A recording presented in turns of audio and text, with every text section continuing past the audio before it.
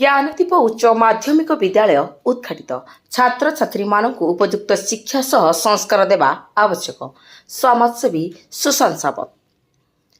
शिक्षानुष्ठानगुड़िक केवल आधुनिक शिक्षा नाम बहु अर्थ आदाय करी छात्र छात्री को शोषण करने मनोवृत्ति निवृत्त रही गुणवत्ता शिक्षा सह उपयुक्त संस्कार और माँ माटी मातृभाषा को भल पाइबा परी तालीम देले सेमाने भविष्यत रे जणे जणे उपयुक्त नागरिक होई परिबे बोली गत गुरुवार दिन कृष्ण प्रसाद स्थित श्री श्री कमलेश्वर पणा पड़ियाठारे ज्ञानदीप उच्च माध्यमिक विद्यालय को उद्घाटन करी विशिष्ट समाजसेवी तथा महान संघ सभापति श्री सुशांत कुमार सावत मत व्यक्त करिसेंती।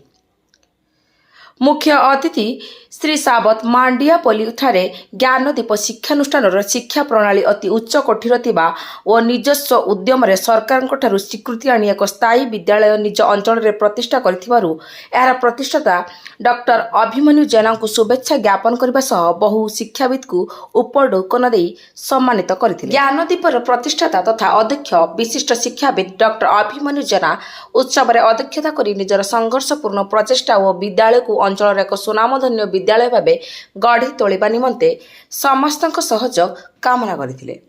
मुख्य वक्ता भावे विशिष्ट साहित्यिक तथा शिक्षा विभाग उपनिर्देशक डॉक्टर कुलमणि ओझा जोगदे सरकार नूतन शिक्षा प्रणाली और छात्र छात्री भविष्यत उपरे आलोकपात करथिले।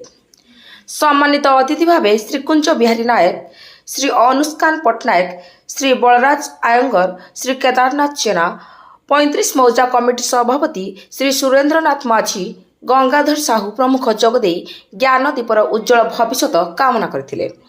श्री छायाकांत महापात्र संयोजन आयोजित सभा श्रीकांत विश्वाल धन्यवाद प्रदान करथिले।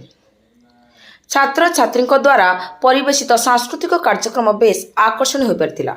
बहु अभिभावक और स्थानीय विशिष्ट व्यक्ति कार्यक्रम में अंशग्रहण करथिले।